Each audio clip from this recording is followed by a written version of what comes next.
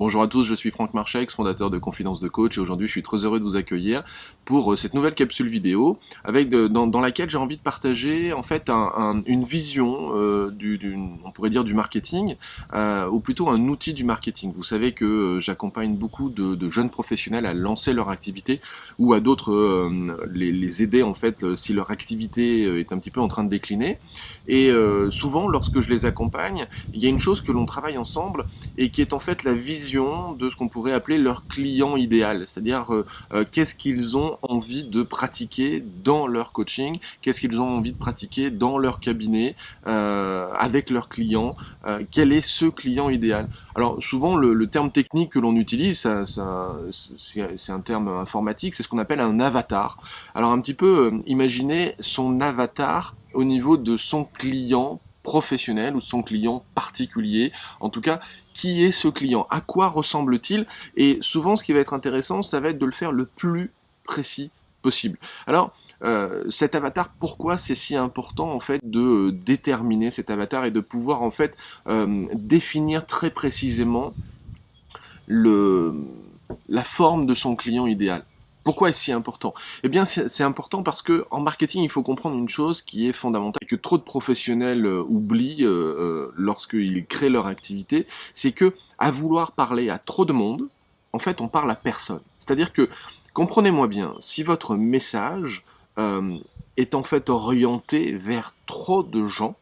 vous allez vous rendre compte que les gens ne vont pas se sentir interpellés par votre message. Donc, si votre produit, si votre service, si votre activité s'oriente vers un certain type de la population, il faut clairement que votre message, que votre discours parle précisément à cette population. Si vous cherchez à faire un message beaucoup trop vaste, j'ai souvent des clients qui me disent oui mais moi tu te rends pas compte, mon produit s'adresse à tout le monde pourrait se servir de ce que j'ai créé, de ce que j'ai inventé,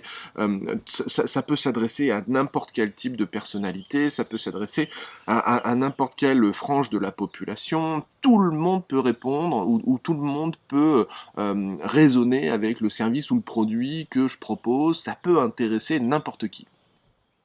Et bien souvent, ce qu'on se rend compte, c'est que, ou du moins ce que ces professionnels se rendent compte, c'est que souvent ils ont du mal à lancer leur activité, ils ont du mal à trouver des clients, ils ont du mal à fondamentalement trouver leur public. Et en fait, c'est là où ça va être très intéressant de créer son avatar, de créer en fait son client idéal dans son esprit. Alors là, on va toucher à une chose un petit peu plus, on pourrait dire un tout petit peu plus ésotérique, c'est de se dire simplement que plus cette image de mon client, cette image mentale de mon client est précise, est claire, et plus j'ai de chances d'envoyer des messages tout autour de moi lorsque je communique, lorsque je suis dans des clubs d'affaires, lorsque je discute avec des amis. Euh,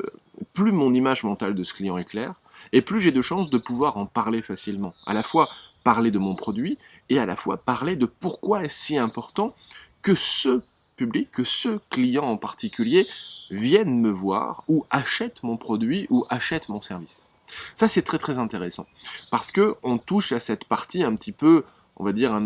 la partie évidemment, la partie inconsciente, c'est celle qui va diffuser le message tout autour de nous, mais au-delà de ça, c'est la partie un petit peu plus en connexion avec ce qu'on pourrait appeler la loi d'attraction, ce qu'on pourrait appeler la loi de l'abondance, enfin toutes les choses que vous pouvez voir à l'heure actuelle qui sont très très tendances et qui sont aujourd'hui, on ne peut pas tout à fait les expliquer, nous n'avons pas d'outils scientifiques qui nous permettent de démontrer que ces choses-là fonctionnent. Simplement, ce que l'on se rend compte, c'est que les gens qui utilisent ces techniques-là et qui les utilisent à bon escient, eh bien souvent ont des bons résultats. Donc il y a quand même quelque chose qu'il faut mettre en perspective, qu'il faut mettre en rapport, c'est que si on utilise des techniques sans forcément savoir comment elles fonctionnent et que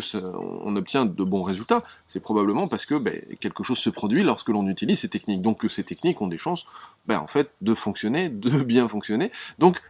voilà, je vous dis pas forcément de tomber à pieds joints dans ce type de choses, mais en tout cas, intéressez-vous à ce type de perception, parce que je pense qu'il y a véritablement un certain nombre de choses à venir piocher dans ces techniques pour développer votre activité et pour vraiment réussir à augmenter, eh bien, évidemment, vos bénéfices. Alors,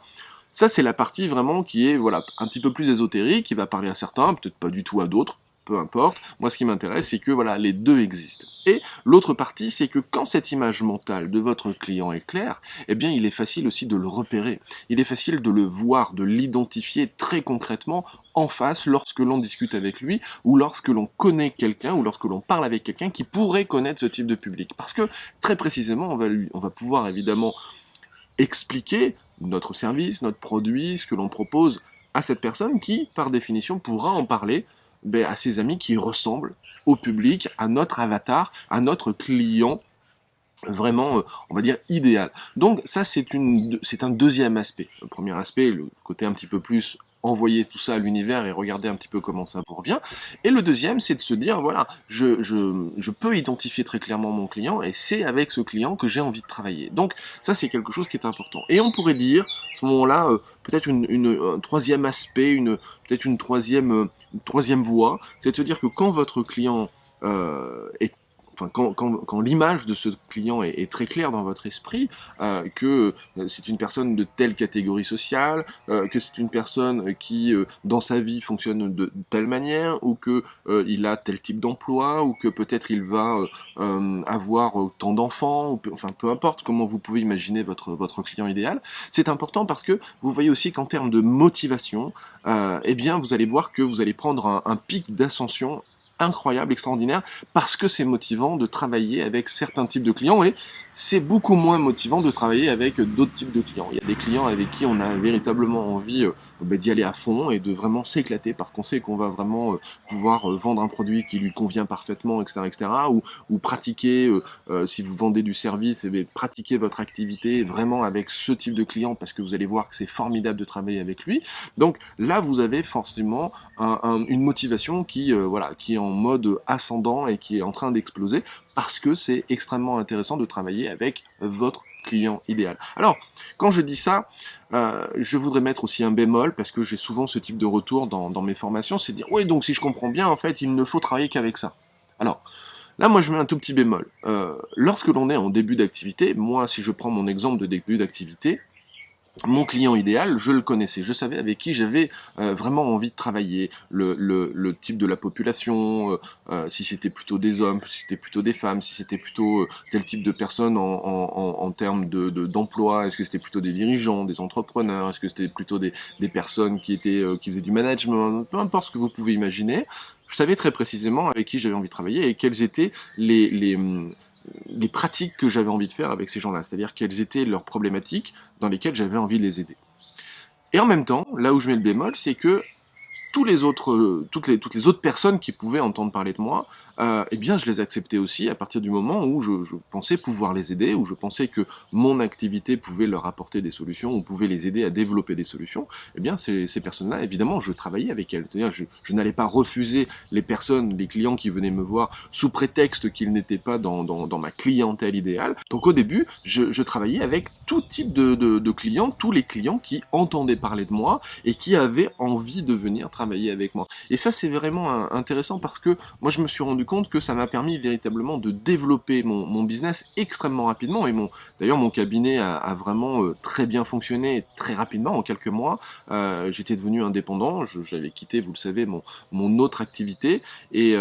ça, c'est important, si vous voulez, parce que je suis persuadé qu'à partir du moment où votre client idéal est clair dans votre esprit, vous savez que vous avez envie de travailler avec tel type de client, eh bien, au début, vous allez focaliser votre attention sur eux. Mais en même temps, accepter tout ce qui vient vers vous. C'est-à-dire que vous n'allez pas, entre guillemets, prospecter ou travailler ou chercher à obtenir de la clientèle en dehors de votre client idéal, donc vous n'allez pas perdre d'énergie là-dedans. Maintenant, le fait d'orienter votre focus vers ce client idéal, vous allez voir que ça va faire un petit peu aussi comme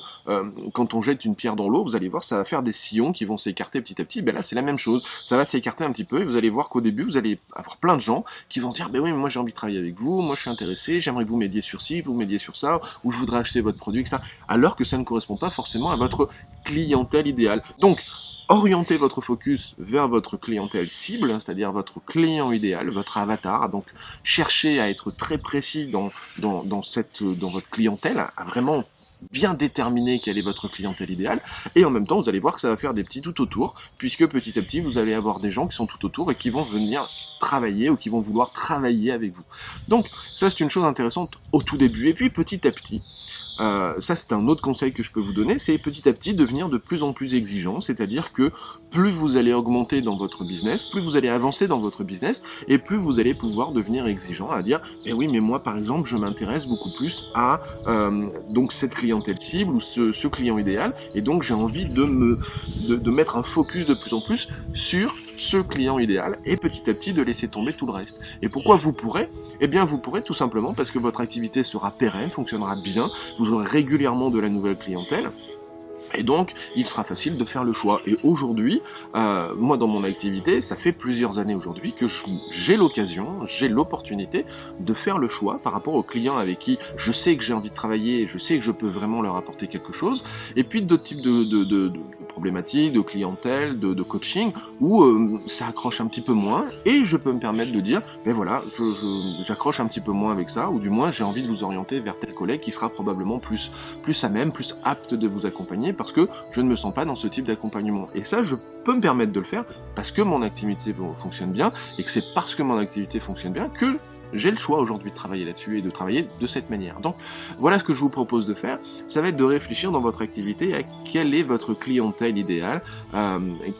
quoi ressemble cette clientèle, à quoi ressemble ce client idéal. Faites ce qu'on appelle donc l'avatar, faites votre avatar, dessinez-le ou alors écrivez sur un papier à quoi il ressemble et cherchez à être le plus précis possible, le plus spécifique possible, et vous allez voir à quel point ça va vraiment vous permettre de développer votre motivation à travailler avec ce type de personnes. Et croyez-moi, ça va faire des petits tout autour, et ça va faire des sillons comme ce caillou qu'on jette dans la mare, ça va faire des sillons tout autour, et ça va vous permettre de véritablement très bien développer votre activité. Voilà, je vous dis à très bientôt, j'espère que ce petit conseil vous aidera dans le développement de votre activité et de votre business, que ce soit en coaching, en thérapie ou dans n'importe quel autre type de business. Je suis persuadé que ça va vous aider, donc je vous dis à très bientôt. Donnez-moi des retours dans les commentaires en dessous de cette vidéo, et je vous dis à très bientôt pour une prochaine capsule. Ciao, bye bye.